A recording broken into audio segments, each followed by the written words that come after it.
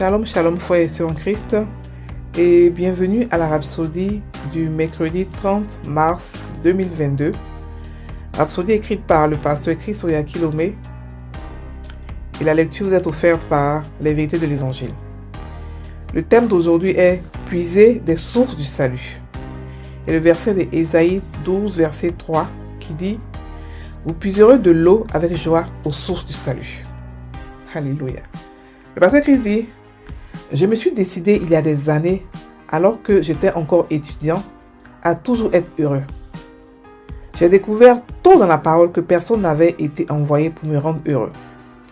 Parce que Jésus a déjà accompli tout ce qui est nécessaire pour me donner une joie ineffable et pleine de gloire. J'ai la joie dans mon esprit. Alors soyez toujours excités par les choses de Dieu. N'attendez pas que quelqu'un vous rende heureux. Ayant reçu le salut, la joie vient de l'intérieur de vous, de votre esprit. La Bible dit, vous puiserez de l'eau avec joie aux sources du salut. Alléluia. Et cela de Ésaïe 12, verset 3. Le bonheur est un état d'esprit et c'est l'un des fruits de la joie. Ensuite, vous avez d'autres fruits de la joie tels que le rire, des poussées de cris, chanter et danser. Et saviez-vous que donner est l'un des fruits de la joie? Quand vous êtes plein de joie, vous donnez. Avez-vous remarqué que lorsque quelqu'un vous demande quelque chose, à un moment où vous êtes rempli de joie, c'est presque toujours un oui. Vous êtes difficilement en mesure de lui refuser ou de rejeter quelque chose offert ou proposé ou de dire non. De même, lorsque nous sommes remplis de joie en présence du Seigneur, vous n'avez rien à demander. Tout ce qui importe, c'est tant qu'il y a un désir dans votre cœur, à mesure que vous exprimez la joie, ces désirs sont accordés. La Bible dit dans Psaume 37, verset 4, « Fais de l'Éternel tes délices, et il te donnera ce que ton cœur désire. » Alléluia. C'est une de ces choses que la louange et l'adoration font pour vous. C'est pourquoi, en allant à l'église, essayez d'y aller tôt. Ne manquez pas les segments de louange et adoration du culte. Ils sont très importants. Vous constaterez que vos listes de requêtes de prière vont diminuer. Vous n'aurez pas à prier pour tant de choses. Comme vous vous délectez dans le Seigneur, il vous donnera les désirs et les requêtes secrètes de votre cœur. Alléluia. Fin de la rhapsodie. Ici, le pasteur nous parle de la joie. La joie du Seigneur est notre force.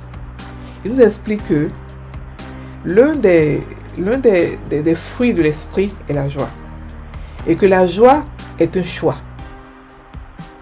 Et que Dieu a déjà tout fait pour que nous soyons heureux dans tous les domaines de notre vie. Nous sommes pleins de joie et pleins de gloire.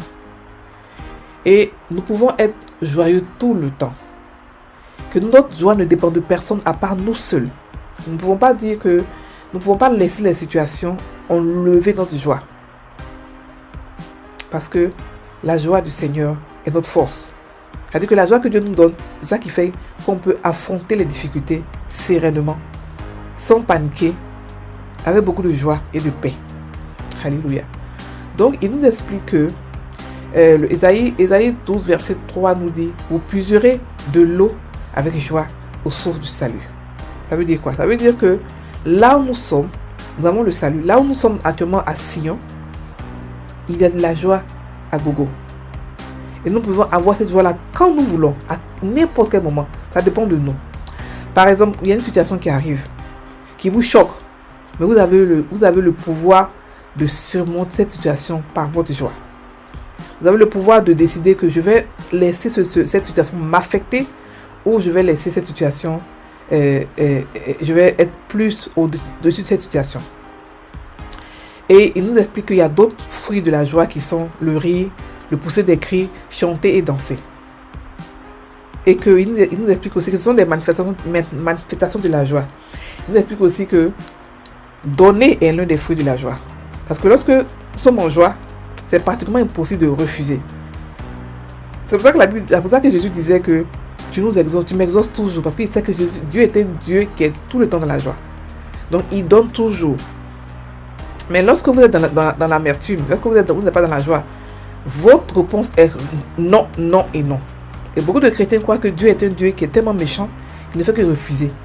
Ils ne savent pas que Dieu est en joie. C'est pour ça qu'on dit la joie du Seigneur est ma force, parce que c'est un Dieu de joie qui aime vivre dans la joie, dans la paix, dans l'allégresse. C'est pour cela que nos chants, nos prières d'adoration le touchent. Parce que c'est un Dieu qui est dans la joie, constamment dans la joie. La Bible nous parle des anges qui chantent, qui dansent tout le temps dans le ciel là-bas. Et il explique aussi que celui qui aime adorer Dieu, celui qui aime louer Dieu, mais en esprit, pas dans la chair pour avoir beaucoup de sueur, non. Parce qu'on n'est plus maintenant dans la chair. Louer Dieu dans la chair, c'est pas mauvais. Mais le faire avec le cœur, c'est ce qui compte. Il explique que celui qui fait beaucoup d'adoration, qui aime beaucoup louer Dieu, il n'aura pratiquement pas à faire des prières de requêtes tout le temps. Parce que ces requêtes seront automatiquement prises en charge. Parce que Dieu siège dans la louange. Il siège dans la joie. Il siège dans l'adoration. Donc celui qui aime se délecter du Seigneur, qui aime se délecter de sa joie et des adorations, ses requêtes de prière vont considérablement diminuer. Il va se rendre compte que il ne manque pratiquement de rien. Il va se rendre compte que vraiment, effectivement, la joie du Seigneur est sa force, parce que il est tout le temps comblé. Il est tout le temps comblé dans tous les domaines de sa vie, que ce soit financièrement, que ce soit professionnellement, que ce soit maritalement, il est comblé. Parce que la joie du Seigneur est sa force.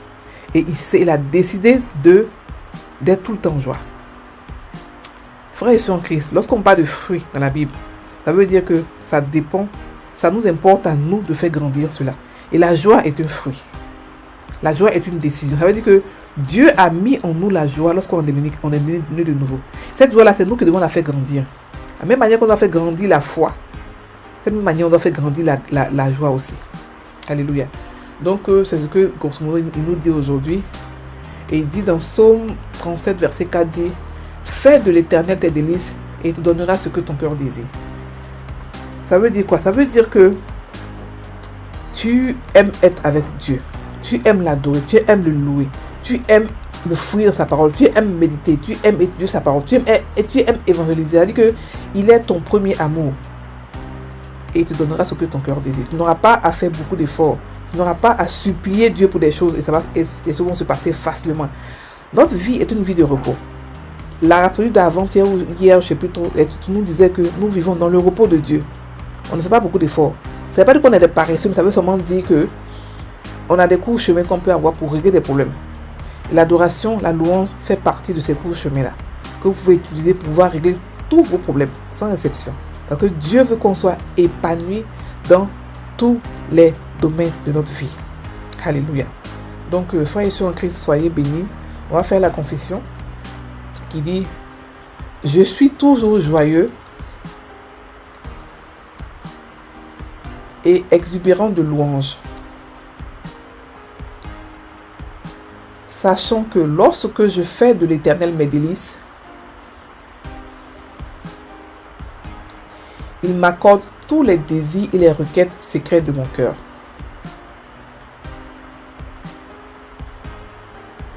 Ma vie est un parc de joie et de bonheur. La joie du Seigneur dans mon cœur est ma force. Et avec joie, j'attire l'excellence, les victoires, la prospérité,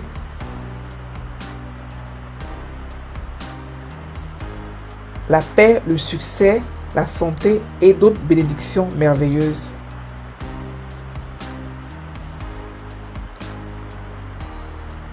Les profondeurs de mon esprit. Au nom de Jésus. Amen. Frères et sœurs en Christ, commencez à louer Dieu cette journée. Commencez à l'adorer en esprit. Et vous allez voir les résultats. Soyez bénis, passez une très bonne journée.